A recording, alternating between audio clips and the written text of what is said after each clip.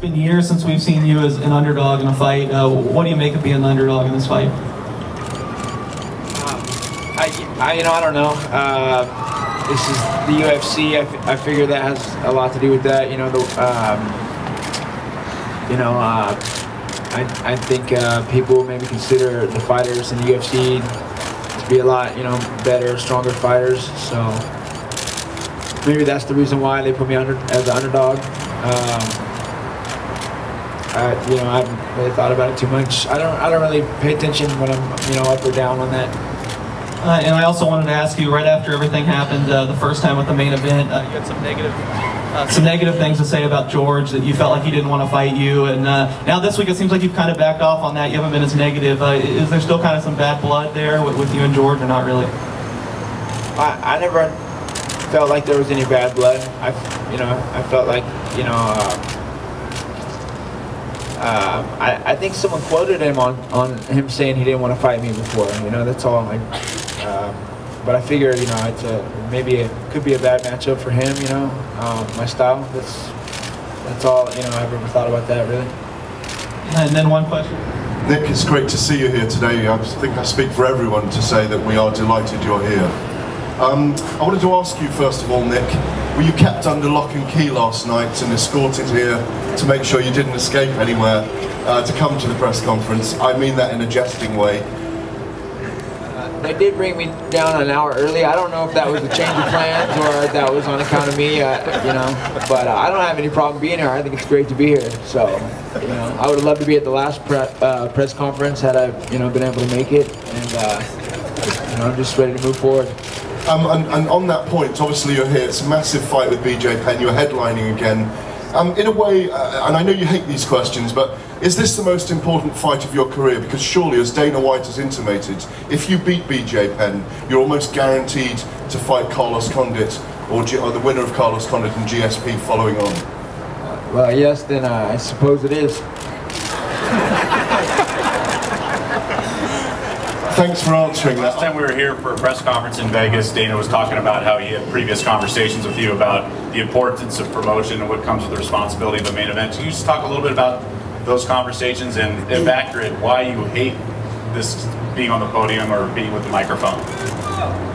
Yeah, we had a talk about fighting in the UFC here now and doing press and everything like that. And I said my only problem with doing press is that it takes time away from my training. I train harder than most athletes out here that are fighting that I see, and I spend more hours, and I spend more hours, making recovery too, and it really throws me off my week, which throws throws my whole month off, and that's a big deal to me. So I just asked, if maybe I can get some help, and some of this press can come to me, but I feel that it's hard to get people out to Northern California where I live, and so I tend to seem like I dislike the press or do less press, but really I enjoy, I enjoy the right type of press, and as long as it's not B-class and it's not, just your random websites trying to take footage or come in and say and get quotes or a story from me or an interview, or I have no problem talking to anybody, and that's why I'm here, and that's what I'm here to do my job. Any of the other fighters okay with that? That he trains harder than you guys? BJ? He does train hard. I'll tell you that right now. He trains hard. Why would you try to start something over there? I mean, cool. Dude, he trains triathlons, dude. Like, of course, I'm not out running. So, I think you guys are all trained. That's ridiculous. Why would you try to dig that up? That's bogus. That's bogus. Shame on you. Shame on you. That's bogus. Shame on you. I'm an endurance athlete. I take a different,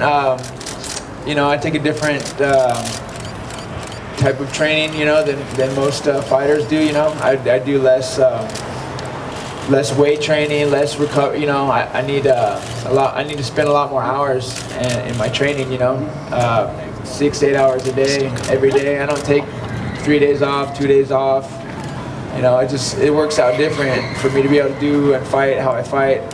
I just don't see anybody doing that. That's all I meant by that. I don't mean anything against any other fighters. I know that, you know, the rest of the fighters out here are great athletes, and they all bring something different to the table, and that's also what I bring too. And you know, no excuses, but it is a lot of hard work coming with the style that I come with, and you know, coming in 100% top condition. Dana, do you want to just elaborate on this? Is exactly probably what you would hope for from a main event with putting Nick on the card? What do you mean? Just in terms of his overall presence on the stage and doing the press event. Because last time we were here, you know, we had an issue to juggle the card a little bit. How I guess happy are you now, given everything? I guess the best way I can explain, he's here, guys. I mean, if you guys want to ask him questions about the fight, he's here. He's here today. It's over. And I can tell you from what I've heard from my crew here, he's done everything that he's supposed to do, from ENG shoots to pictures to everything else. He's here, he's focused, he's ready to fight, he's at the press conference.